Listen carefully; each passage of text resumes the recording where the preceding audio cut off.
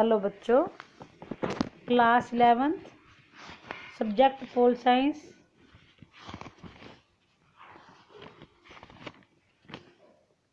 Fourth chapter हम कर रहे हैं सामाजिक न्याय। प्रश्न है, आर्थिक न्याय से आप क्या समझते हैं? आर्थिक न्याय के लक्षण। इसका अर्थ है कि देश के भौतिक साधनों का उचित बंटवारा, अधिक से अधिक लोगों के हित में उनका उपयोग, नागरिकों को धन प्राप्त करने का और जीवन में उसका उपयोग करने के समान अवसर। जो व्यक्ति वृद्ध हो, असहाय हो तथा काम न कर सकते हो, समाज को उनकी आर्थिक सहायता करनी चाहिए। इसके लक्षण हैं, काम का अधिकार। कई राज्यों में नागरिक को काम करने का अधिकार प्राप्त होता है। इस अधिकार का अर्थ है कि नागरिक काम करने की मांग कर सकते हैं। राज्य का कर्तव्य है कि वह सभी नागरिक को काम दे ताकि नागरिक अपनी आजीविका कमा सके।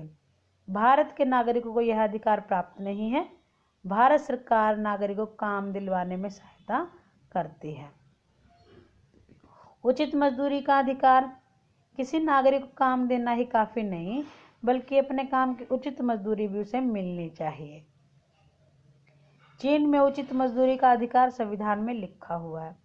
अवकाश पाने का अधिकार भी मजदूरों को प्राप्त होना चाहिए कि अवकाश से मनुष्य को खोई शक्ति वापस मिल जाती है। काम करने के पश्चात उन्हें कुछ अवकाश जरूर चाहिए। अवकाश में ही मनुष्य समस्याओं की ओर ध्यान देता है। काम के निश्चित घंटे का अधिकार होना चाहिए। आधुनिक राज्यों में काम करने घंटे निश्चित किए गए हैं ताकि मजदूरों का शोषण न किया जा सके। अब प्राय सभी देशों में 8 घंटे प्रतिदिन काम करने का समय निश्चित है। आर्थिक सुरक्षा का अधिकार। अनेक राज्यों में विशेषाधिकार, विशेषकर समाजवादी राज्यों में नागरिकों को आर्थिक सुरक्षा के अधिकार प्राप्त हैं।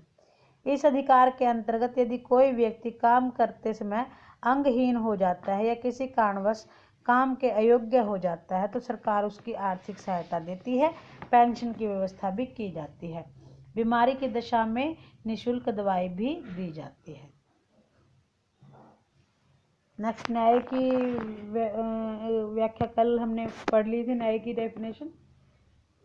सामाजिक न्याय का क्या महत्व है? सामाजिक न्याय क्या होता है? समाज में रहने वाले सभी व्यक्ति समान हैं और मनुष्यों के सामाजिक संबंधों में किसी भी प्रकार का भेदभाव न हो, चाहे लिंग है, जाति है, धर्म है, किसी भी आधार पर उनका भेदभाव नहीं किया जा सकता।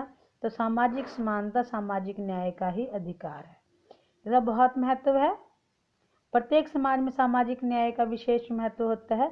सामाजिक न्याय के लिए विश्व के विभिन्न समाजों में अनेक प्रकार की व्यवस्थाएं अपनाई गई हैं। मानवता के कल्याण, सामाजिक सौहार्द और राष्ट्र निर्माण के लिए आवश्यक कि सभी व्यक्तियों के साथ समान व्यवहार होना चाहिए। न्याय में उदारवादी और मार्क्सवादियों के दृष्टिकोण में अंतर। मार्क्सवादी दृष्टिकोण में क्या है कि व्यक्ति को अधिक से अधिक स्वतंत्रता हो, सच्चे न्याय की स्थापना हो सकती है। स्वतंत्रता को न्याय की सर्वोत्तम कसौटी मानते हैं, गारंटी मानते हैं। राज्य को समाज में व्याप्त राजनीति, आर्थिक व सामाजिक असंतुलन को दूर करना चाहिए। राज्य द्वारा नागरिकों के लिए रोजगार, वृद्धावस्था पेंशन, ये सब होनी चाहिए सुविधाएं। उदारवादी क्या कहते हैं कि राज्य को अधिक से अधिक कल्याणकारी कार्य करने चाहिए। मार्क्सवादी विद्वान मानते हैं कि राज्य शोषण का एक साधन रहा है। न्याय की स्थापना तभी हो सकती है जब राज्य को समाप्त किया जाए। वर्ग विहीन, राज्य विहीन समाज की स्थापना हो सके। इस प्रकार उदारवादी मार्क्सवादी के दृष्टिकोण में बहुत ज्यादा अंतर है। समानता तथा न्याय का आपसी संबंध क्या है?